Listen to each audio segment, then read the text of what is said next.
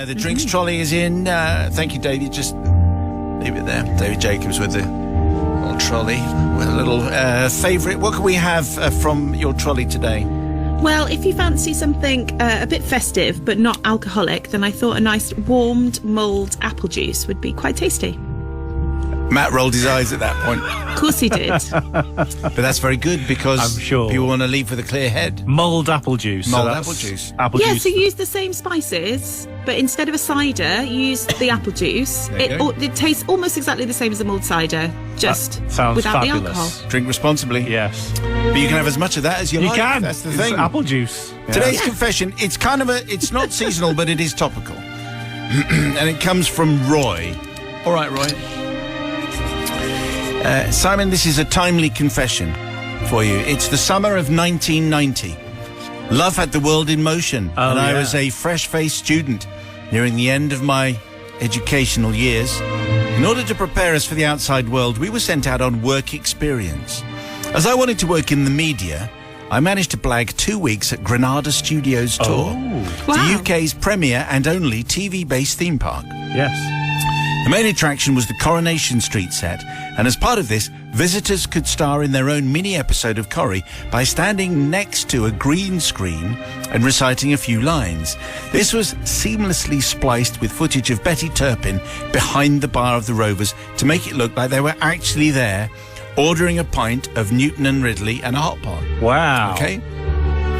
My job was to learn how to make the video and interact with the guests during the filming process, an experience that would surely set me on the way to becoming the next Spielberg. On my first day, one of our tour guides, let's call him Ken, made a flippant comment that I looked like Coronation Street's own Andy MacDonald. Oh. Twin brother of Steve, son of Jim and Liz. Do you remember Yes, back, of course. back in those Yeah. days? I couldn't see it myself and didn't think anything more of this. Later that day, when Ken arrived with his tour party, he explained how the video experience worked and told them to go and see Andy MacDonald if they wanted to star in their own episode, and he then pointed at me. A few people did look over quizzically. I went to hide in the back to avoid the attention. Following day, Ken did it again, and this time a couple of people did come over. I went bright red and said, "I'm not Andy, really." By the third day, Ken was wearing me down. He suggested I posed for some pictures for a laugh. And when his tour arrived, he encouraged a couple of young fans to come over, and despite my protests, they had a photo next to me. Well, the next day, I decided to enter into the spirit of things. I posed for a few shots, even signed a few autographs. I may even have taken a signed photo of Andy from the gift shop the day before and spent the previous evening practicing writing best wishes Nick Cochran, who's the actor's real name. Lots of love, Nick. Follow your own star. Oh, follow that star. Nick. Yeah. All good things to you. Lots of love, and so on. Yeah. I'll admit it, I was loving the attention. By the second week, I was waiting for each tour, looking great. Cracking jokes about Steve being out causing trouble and my dad, Jim, being in the Rovers. So he was. That was What? Okay, that was Northern Irish. I'm going to guess. It was a nod. Was it a nod? Yeah. It was a very, there's something of a nod Very there. good. If you close your eyes, you could have been in Belfast. Yes, I Yeah. don't think so. As well as the photos and autographs, people calling people over, and I was striking a pose. Lots of love to you. What's your name again? Susan. Lots of love to you, Susan. Nick Cochran. I was pretty sure I was the only one from my school being a soap star during work experience, but there was one distraction. Football. England were in the World Cup semi-final against West Germany. My sister, a few years older than me, was going to the pub to watch it. Sounded like an amazing experience. The next best thing to being at the game. My mum allowed me to go as long as my sister looked after me and didn't let me drink. What a night. Dramatic game, extra time, penalties. Oh, dear. Gaz's tears. Actually, it's Gaz's tears, then penalties, if Correct. you're going to be absolutely right. The next day, I learnt a valuable work experience lesson. Late nights and early morning starts do not mix. I had a thumping headache, very dry mouth. What's all that about? I don't know why. Anyway, I had to run off to the toilet more than once. I still wasn't sure what was happening. I still posed for photos, though, and signed autographs. Lots of love, Nick Cochran. Because, well, the applause, the show must go on, loves, don't you think? Yeah. I kept the chat to a minimum to make sure I'd be my usual, or Nick's, casual, chatty, charming self. So, Simon, here's the thing. I need your forgiveness, not from the tourists who thought they'd met a genuine soap star. This was before the internet and camera phones, so it would be quite a few weeks before their photos had been developed, and they held them up to the television to see if that really was Andy, and they'll always have the memories and the autograph and my sweet, sweet smile. Sweet, sweet smile, yeah, of course. But really, I have to apologise to Nick Cochrane himself, who was axed from Corrie a short time later. Oh, dear. Well, I say a short time later, 7 years later. Oh, right. Unconnected then, right. I have felt guilty for years, wondering if me walking around Granada Studios tours harassing visitors smelling of last night's Hofmeister led to his demise. I was young and naive. My first taste of England losing on penalties, though. I'm now in my late 40s, and I've had lots of experience of that since. Well, haven't we all, Roy? So you see, it's not particularly festive, but it is timely and related to the news, as you might have gathered. Sister Susie, it's got a pub theme. I don't know if that makes you feel well disposed. Yeah, no, it has got a pub theme, but I just think those people obviously were really excited to meet the real actor from Corrie, and you deceived them, and I just think that's a bit mean. So I don't think I can forgive you. Also, you should never stay out late when you're working, because you're not going to be fresh-faced in the morning, are you? Yeah.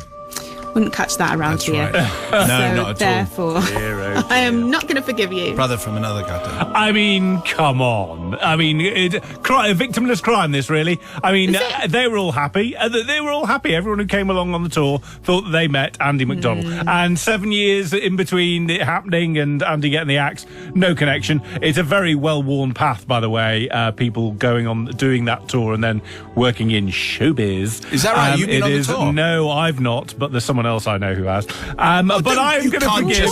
I'm going to forgive, and I'll tell you why.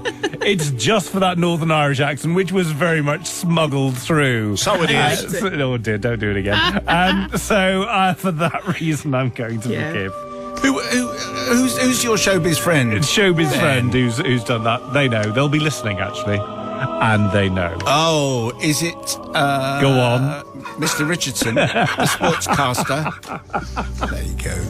Anyway, it's the people's verdict, please. Do you forgive Roy, yes or no? On the text, please. Confessions at greatesthitsradio.co.uk. Today's was about...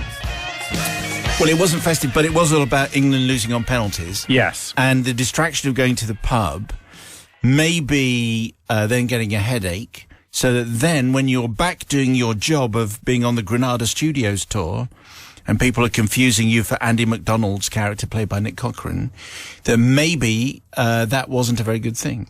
And Roy, who sent in today's confession, was saying he's afraid he got Nick sacked, even though it was 7 years later, so obviously there's no connection between the two.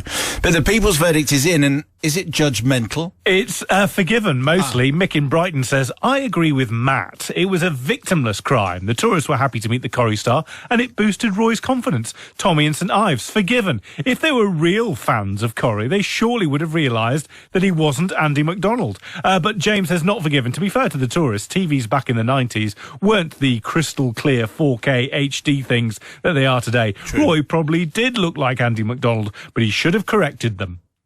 Well, that's a very interesting and balanced response, I think. So. Anyway, yeah. Roy gets the smart speaker. If you're going to send in a confession, by the way, could you bear in mind, first of all, the law of the land? Yes. And also common decency. Okay, so no laxatives? Well, no. I've just read quite a lot. Oh, really? And we've got some good ones coming up, I have to say, between now and Christmas. But, just... The intention is for it to get broadcast. That's the general idea. Confessions at greatesthitsradio.co.uk. So it's confession time, and we would love to hear from you, particularly if you have a confession which fits with this time of year, because it's a very particular time of year, and you're open to all kinds of different temptations. We're live in the saloon bar with Sister Susie, who's just checking she's there. Yeah. Oh, she's there. Oh, there she is. Very good. There's the drinks trolley, the David Jacobs drinks trolley. Here it comes. What is our drink of the day, please? Well, Christmas is always a very good time to have open a nice bottle of sherry, isn't it? So I definitely think we should have a glass of sherry. If you like a dry sherry, an Oloroso is what I'd recommend. If you like a sweet sherry, a Pedro Jimenez would be the one for you. Okay, all right, very good. Please drink responsibly. Yeah. Here comes today's confession, which comes from Billy. And I would say 12 certificate contains behaviour which you should not. Although Billy is actually confessing on behalf of someone else. So Billy says... Oh, okay. Simon, my confession on behalf of my cousin begins sometime in 1987. My cousin was a seaman on a Royal Naval destroyer, which, due to the Official Secrets Act, cannot actually be named. No. The ship had spent an arduous tour of 4 months, constantly at sea, patrolling around the Falkland Islands in case the Argentinians would invade the Falklands again. Spoiler, they didn't. They didn't. But not yet. But now they were at the end of the tour, and they were due to go to all the exotic places that most sailors joined the Royal Navy for in the first place. They're going up the west side of South America, transiting the Panama Canal, and going to a few of the West Indian islands where he would drink an interesting amount of rum, because sailors say it's a tradition, which I guess it actually is. Yeah. But before this feast, the ship had to restock in the Falkland Islands at a place called Mayo Harbour. Now, Mayo Harbour was a little jetty miles from any civilization, but at least the sailors could receive mail daily, which was a big event for sailors before the digital age. This was delivered by van by an RAF corporal from RAF Mount Pleasant, which was an establishment built after the Falklands War. One of the duties of my cousin was to stand on the gangway, and he was called a boatswain's mate, and in company with him was his opposite number called the quartermaster. Now, when the ship was in foreign ports, it was for the two of them to be security to stop any malcontent coming onto the ship. However, in Mayo Harbour, the only malcontent was going to be the odd angry penguin. On this certain day, it had been snowing very heavily in the Falklands, so to relieve, I think it should have been, to relieve the boredom. You don't want to relive the boredom. No, don't do that. So to relieve the don't boredom, do that. my cousin and his opposite number decided to build a snowman on the jetty. Nice. Took them a long time, and the finished snowman was a work of art, complete with a carrot from the galley for a nose, 2 black puddings for eyes, a lieutenant commander's hat, and a lieutenant commander's coat that they had purloined from the wardroom. So they christened the snowman Lieutenant Commander Snowman. Very nice. When the morning watch turned to, everybody was admiring this work of art. On the horizon came the RAF corporal bringing the sailors' mail. Now, this corporal kept his van immaculate. So this van approached, and on seeing the Lieutenant Commander Snowman, subtly changed tack and headed slowly but deliberately at the snowman. Turning to my cousin and his opposite number with a big grin on his pesky face, he ran the snowman over, dear. reducing it to a big blob of snow. Well, you can imagine the choice language of all the sailors who witnessed this act of savagery. The RAF corporal came swaggering up the gangway, chortling as he delivered the mail. What a cad. The very next night, my cousin and his oppo were on duty again, so they decided to make another snowman, just as artistic as the earlier one, but this time clothed it in a sailor's smock with a sailor's hat, responded and nicknamed the snowman Snowman Jack Tar. However, this time the major difference between Lieutenant Commander Snowman and Snowman Jack Tar is that they built this snowman over a bollard. Oh, excellent. What? Excellent. Now, in the Navy, a bollard is a massive bit of metal that ships tie ropes to keep in position to stop them floating away in the harbour. Now, this information had travelled around the ship, and there were many more sailors on the upper deck than usual. The designated time of the mail arrival, the van duly appeared on the horizon, and once again, seeing Snowman Jack Tar headed slowly with his van, once again with a smile on his insufferable face. Closer and closer he got. Him smiling, us also smiling, but also rubbing our hands in anticipation. And then, boom! The smile was quickly wiped from his face as the car came to an abrupt and crunching stop, stoving in the front of his immaculate van. Snowman Jack Tar is a goner, but so we can report is the van.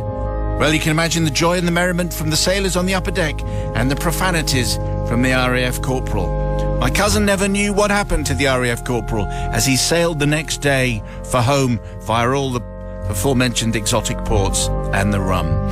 So I'm asking you, Father Simon, to forgive my cousin for the hurt he caused the RAF corporal and his van, because it sounds as though the corporal was fine, but the van was a busted flush. Sister Susie speaking, the voice of authority. Well, Billy or Billy's cousin, I don't think I can forgive you because it's, I don't mean to be the fun police here, but someone could have been seriously hurt. And I think for that reason alone, you can't be forgiven. It is your job, by the way, Sister Susie, Be the fun police. to be the fun police. Be the fun. Yeah, absolutely.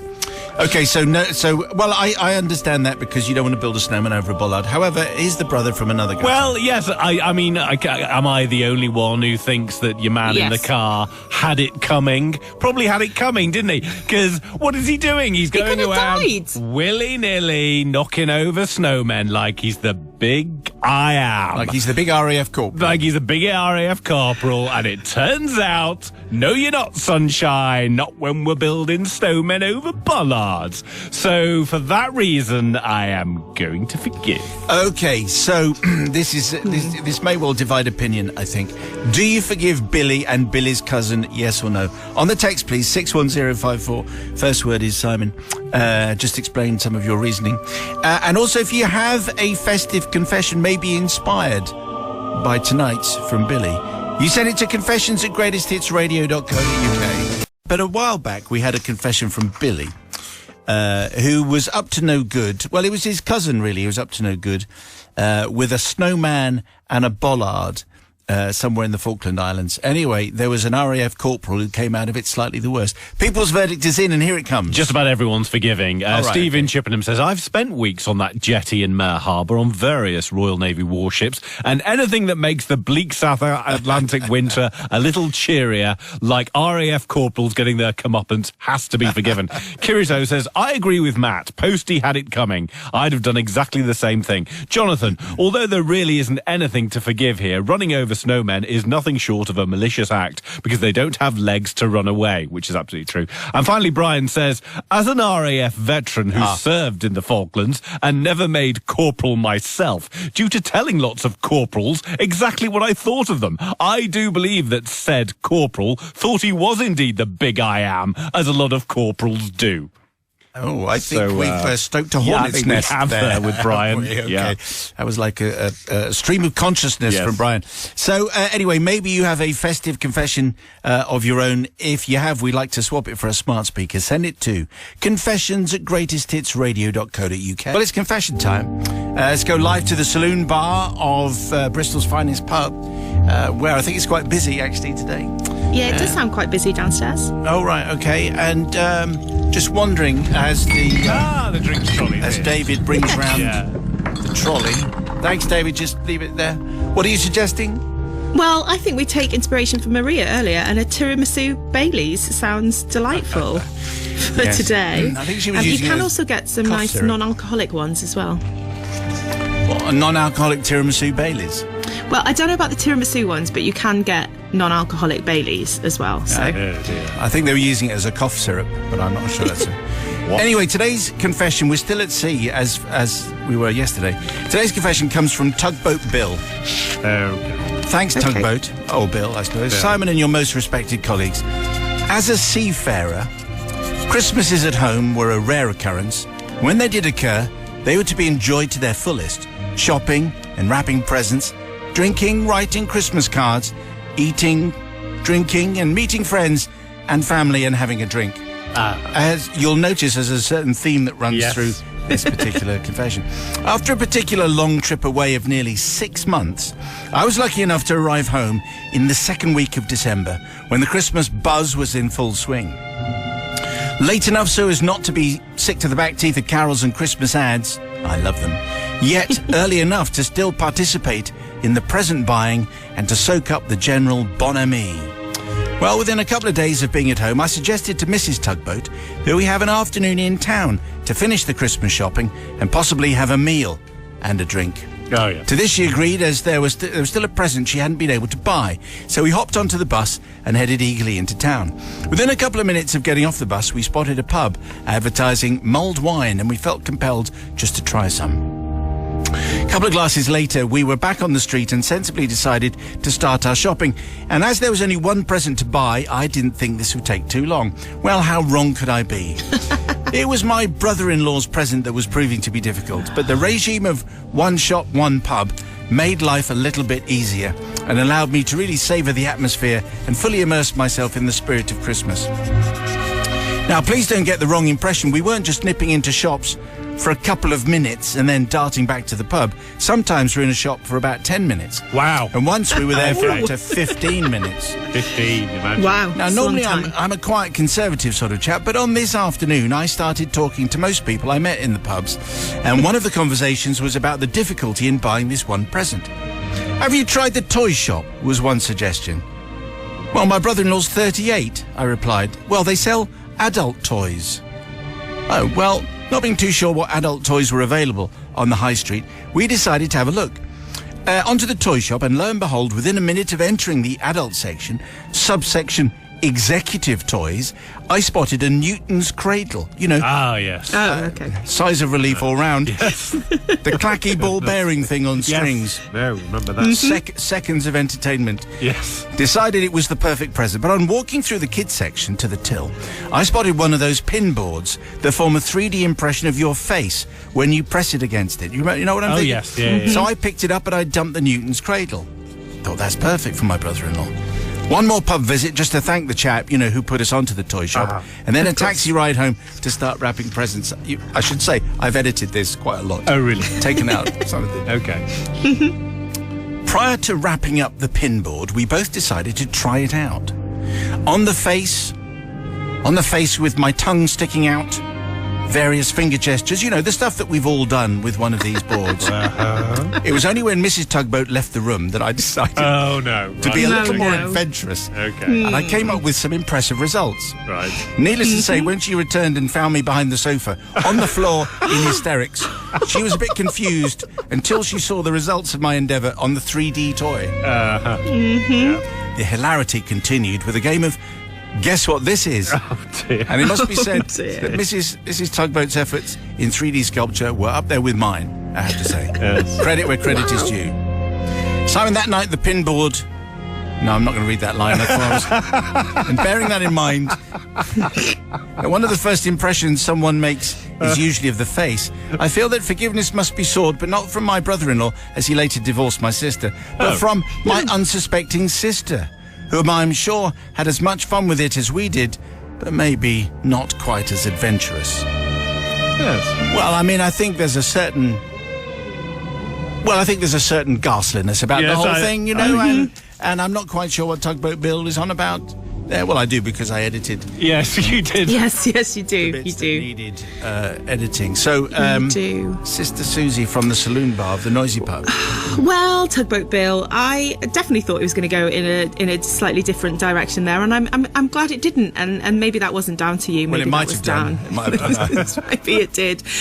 However, it's always the brother-in-law, I think, that is the difficult one to buy a present for. So I do feel for you there, and I have to say, I like that you gave all the pubs your support during the Christmas Good period. point. And, you know, I feel like that is a good thing to do. So maybe, I don't agree with what you did to the present itself. I do agree that you supported the pubs in a time where we need it. So thank you very much for that. And I'm going to forgive you. You see, I think that really you need to be very careful when giving people presents that you haven't actually tried them out first. That's what I would think. But anyway, brother from another gutter. Yes, I mean, I'm going to forgive mainly because at least the brother didn't end up with a Newton's cradle, which would have been probably the worst present ever. Click. Really, Click. yeah, not a lot going on there.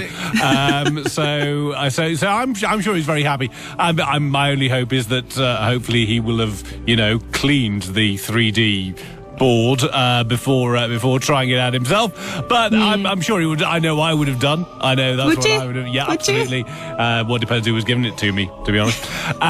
But I think we all know what I'm saying there. So for that reason, I'm going to forgive. Okay, so the people's verdict. Do you forgive Tugboat Bill and Mrs. Tugboat for what they did with this particular Christmas present? Anyway, it's the people's verdict, please. That's what we want. On the text, 61054, first word is Simon. Just before the news, Tugboat Bill sent in his confession, all about buying an awkward present for an awkward brother-in-law, but it was one of those pin boards in which you can leave a 3D impression, and he and Mrs. Tugboat left a few impressions that really it wasn't designed for. Is that about a good That's summary? fair enough, I think. Okay, so that's where we were. The people's verdict is in. Stand by, Tugboat. What do So they say? James says, I've got to forgive. When adult toys were mentioned, I did wonder what was coming next, but thankfully we were all spurred. Phew. Executive toys is what we were talking Indeed. Johnny in G says, so gross, not forgiven. Why couldn't he have bought his own 3D toy stroke bin board instead of giving this used one to his brother-in-law? However, Nick in Wokingham says, forgiven, you've given me ideas. I'm going to go and get one now. That is not the way this feature is. You're not supposed to copy. Absolutely. This is not imitative behaviour time. I think it's, I'm not sure if I'm going to judge you or not. Anyway, Tugboat Bill, thank you. You get the smart speaker, and if that has prompted a thought from you and maybe you have a confession for us, you send it to confessions@greatesthitsradio.co.uk. Don't do that again. Okay. Don't do that again. Yeah. Sorry, Michael. Anyway. Wow. I just found myself carried away there. Anyway, Michael Bublé from the most successful Christmas album Yeah, in this country. yeah. So, it's not a criticism of the song, it's just nobody wants it to snow. It's like nobody wants it to be Christmas every day either. Oh, right, okay. So I mentioned that. I went to see the new Tom Hanks film, A Man Called Otto, Yes. about someone who's just grumpy all the time. Well, imagine. It had no impact on me at all. None. Yeah. Anyway, here we are, and it's another festive confession, but we need something from the trolley before we go any further. What have you selected for us today, Suze, from the pub there? Well, I have a friend that was going off to Germany to look at all the Christmas markets, so I thought, why not have a classic German beer, an Augustiner Helles, which is one of my favourites. So yeah, pick one of those up if you're at a German market. Aren't all the German Christmas fairs here? A lot of them are, yeah. Okay. Lovely. All right, very good. That's a German festive beer is our seasonal suggestion. Here comes today's seasonal tale, which comes from Dickie. Dickie, thank you very much indeed. I think Matt will like this. I'm not sure about Susie, though. Oh, good. Sound of Okay. the Collective. This confession happened back in 2006. I was employed to be Santa in the local garden centre. My contract went from Remembrance Sunday until Christmas Eve. Wow. Imagine it's the middle of November. Yeah. Who wants to see Santa Yeah. then? Anyway, that's what Dickie is saying. This was an interesting job as I was local and I saw lots of people who I knew or worked with previously. I had help from a young 17-year-old from the garden centre who had broken his arm, and they thought this was a good role for him to be my helping elf. I don't think he quite saw it like that.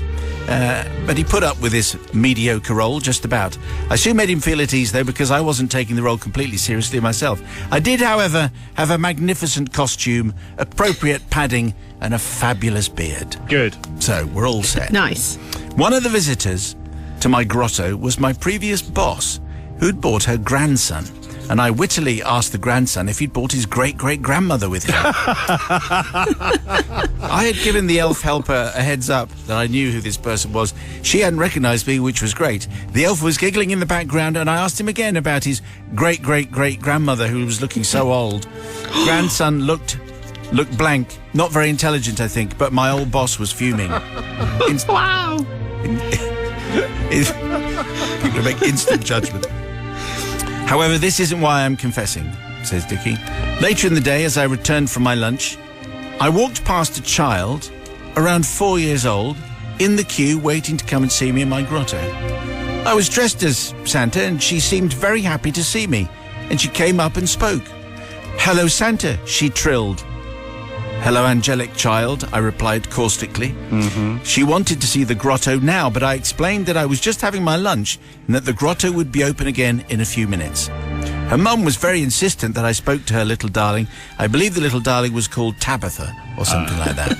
Tabs then said, "What does Santa have for lunch?" And I thought for a second.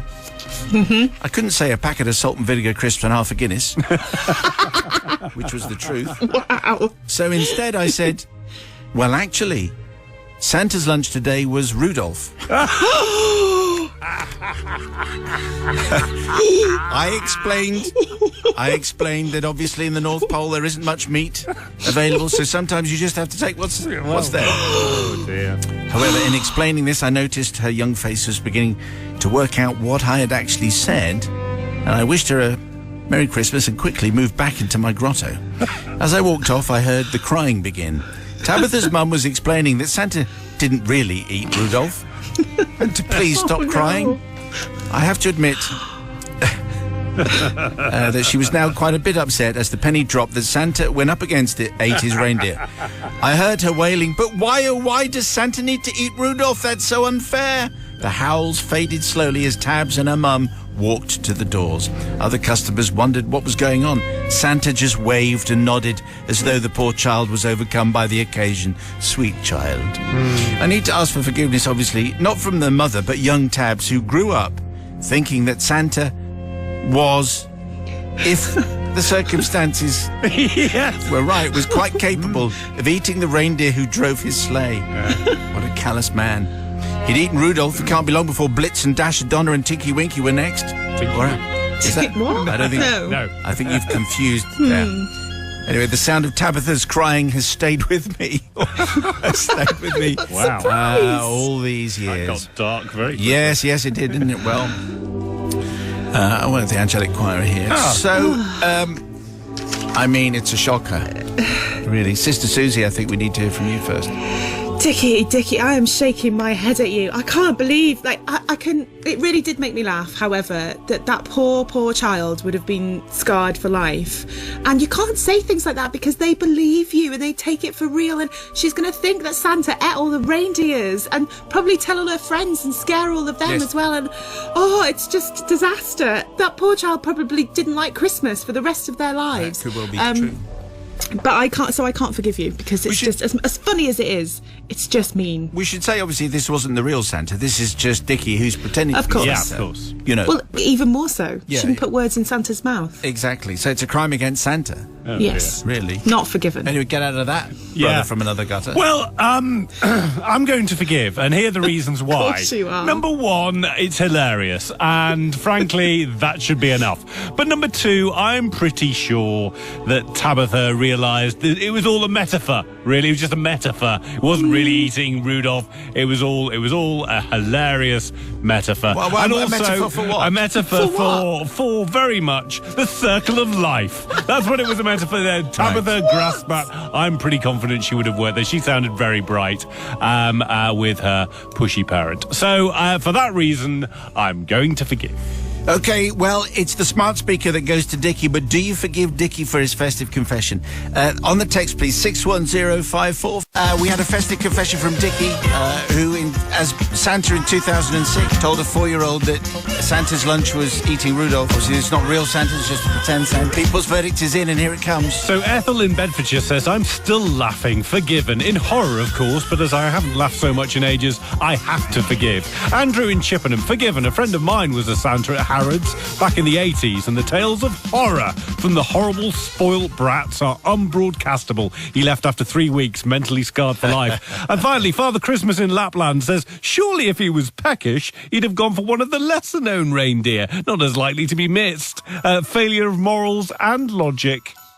Oh, I see what you're saying. So you wouldn't eat Rudolph, you'd have gone for Blitzen Donna. or Tinky Winky. What? You don't want to go for a Donna, that's like a kebab. That's Very well done. altogether. Yeah. Anyway, thank you very much indeed, Matt, and thank you for the confessions. A big festive week of confessions coming up for you next week.